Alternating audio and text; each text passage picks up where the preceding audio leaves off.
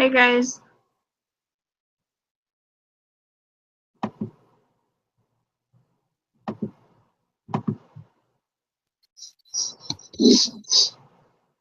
Hey.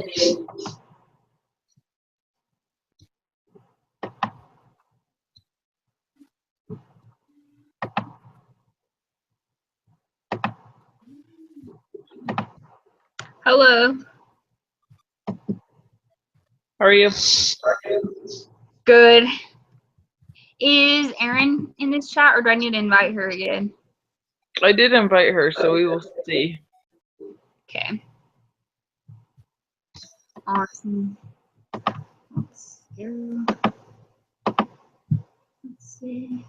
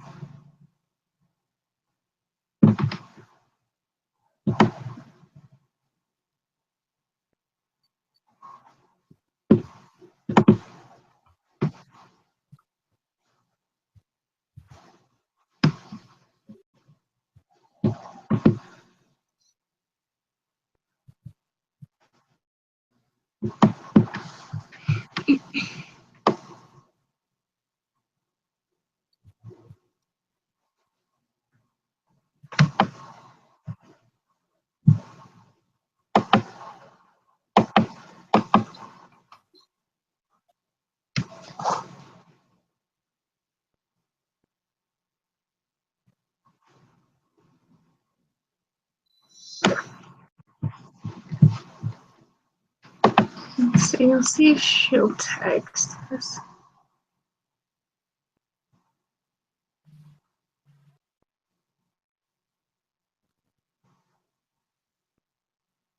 Was that Erin who texted in the group message and was like, I'm ready, just waiting for the invite? Yeah, that wasn't me. So let's see. I just text her back, so maybe I'll try and send her another invitation. Okay.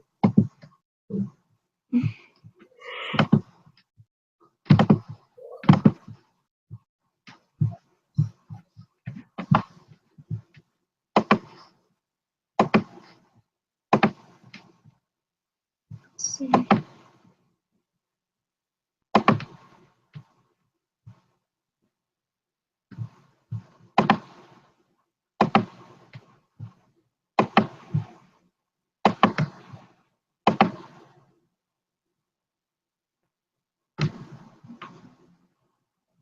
Okay, so I sent her invitation too, so I don't know. She just said she didn't get an invite.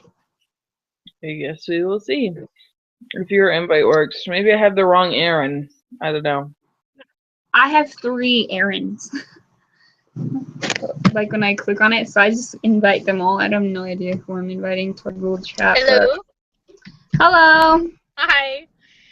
So Hey. I kind of have to have a meeting in the car, so that's okay. Yeah, no problem. So you might not be able to see me very well. That's alright. No, it'll work. Where are you at right now? I am on my way, like coming home from work and doing errands.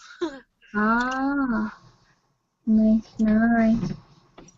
Alrighty. Where's our thing? So I guess today we're supposed to talk about, what does it say? Like About the gender roles in the genders. church. Yeah. Yep.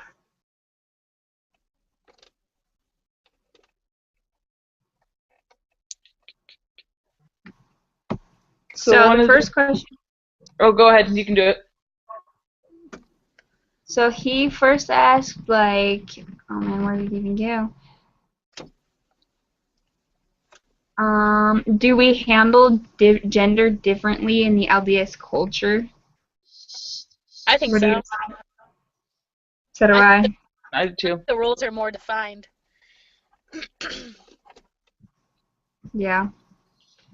I think that's like why maybe like the women for the priesthood, that group started, because they think that like in our church, because it's true, we do have things like separated, but I think that's probably why that whole women in the priesthood group started, is to try and get equality in the church, I guess. I don't know. And if you look at the family proclamation, it clearly defines like man's and women's roles. Like a man's role is to preside, provide, and protect, and then a woman's is to nurture and to take care of the children. Yep. It's true. We do kind of, and I mean, like, I don't know, even in church too, I feel like usually, like, the women are in the primary and they're in the nursery, and, like, it doesn't have to be like that, but, like, that's just kind of how things are, like, it's kind of, like, traditional. Yeah. Mm-hmm.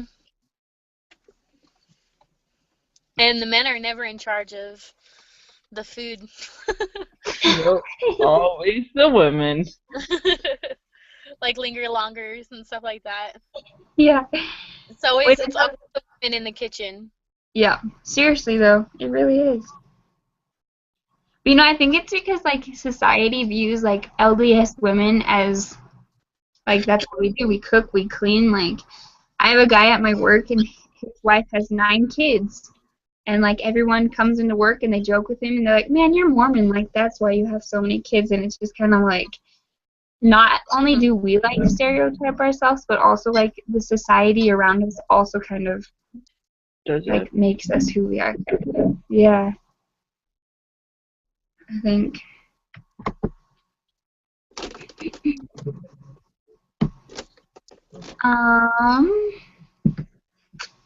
So then he says, is it dependent on what side of the country or world we are in, the church, or what gender roles might be? So, like, depending where we are. Do you guys think so? I think depending where you are in, like, culturally. Whoa. Yeah. Sorry, my thing's being glitchy. That's okay. Oh, it's alright. We can still hear you. Because, like, I think culture outweighs Mormon culture. Yeah. That makes sense. Like, where you're from outweighs the culture of Mormon. Mm-hmm. Yeah. I agree.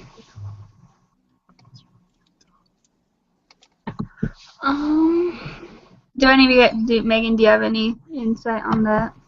I was just thinking, I have this, what class is it? It's called Diverse Clients.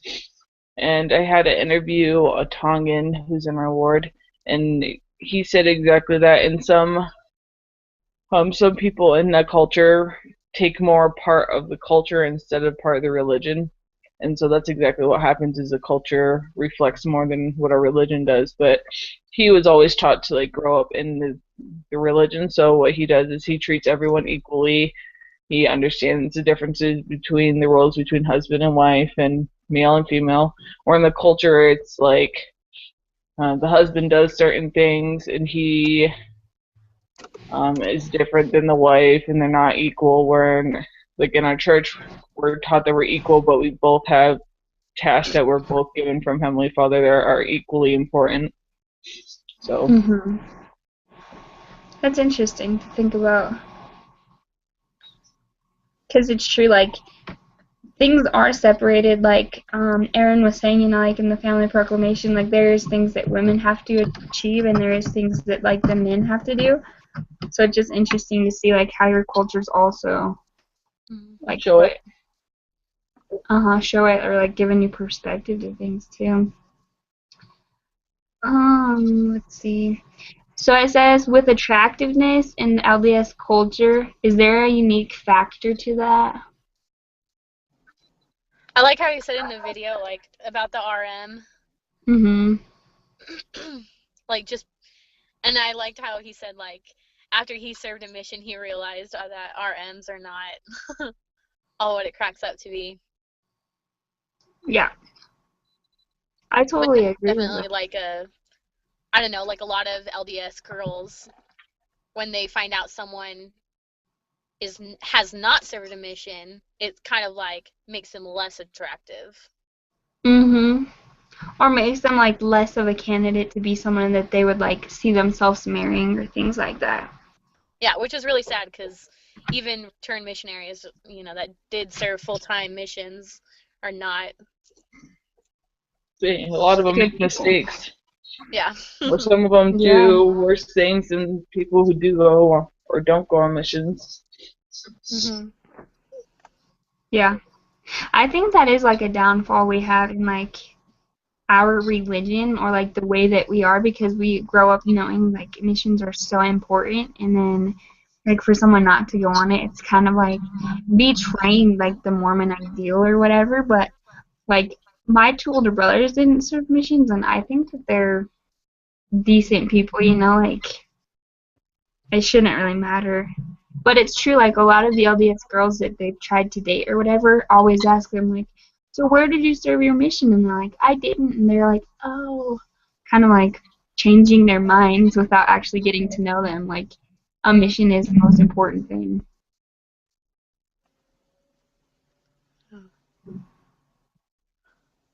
I don't know what else like you think would be like attractive quality like in the LDS community.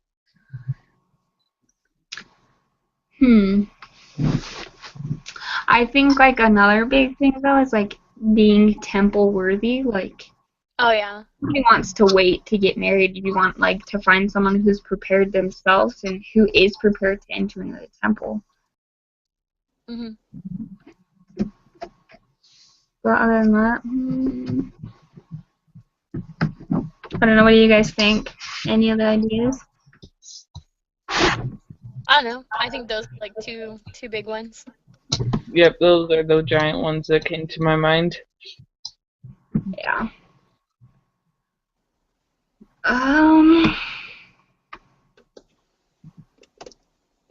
Let's see what else it talks about. So there, when he talked about like the same-sex attraction and homosexuality, that was really interesting. Mhm. What did you guys think about it, or what thoughts do you have?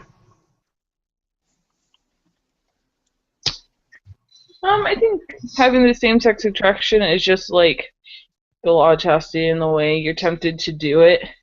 And I don't think thinking it is a sin. I think acting upon it is a sin. Mhm. And so there's probably a lot more people who have same sex attraction that don't do the action of it and still have those thoughts that we probably don't even know. Yeah, True. that is true. Yeah, I liked how he made a big distinction between the differences of same-sex attraction and homosexuality. A lot of big differences. Yeah, and like, I mean, I think now too, like things have started to change. Like the other day when the church passed that new thing, like kids of homosexual parents or parents who are actively gay or whatever, that they can't be baptized. Mm-hmm. I think that that was interesting because like there's been a lot of people who have left the church just for that simple like rule that they've started to enforce, and it's interesting because like I guess I never really saw a difference between like thinking or like same-sex attraction and homosexuality, because like to me I always thought it was the same thing, but there is a big difference between being actively gay and then just thinking about like those having those kinds of desires. So. Mhm. But I really like the new standard, though. I like that they're willing to keep the family as the center part of the gospel in a way, and they're showing that they want the child not to have to choose between the parents and the gospel. They want them to be able to be with the family, and then they can choose later on. So I thought it was pretty cool. Heavenly Father knows what he's doing. oh yeah, totally.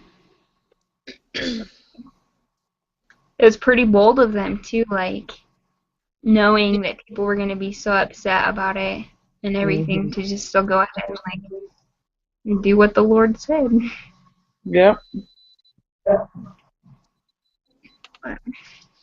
So are these like LDS assignments things that we need to be putting in our paper? Like, No. I actually talked to the professor, and he said that we, like, as a group, we don't have to pick one subject and then we all have to write a paper on it. Like, each of us individually picks 2 topics, does research on it, and then write it up. And he was like, because I was like, whoa, I just thought it was just one subject. We had to do it as a group.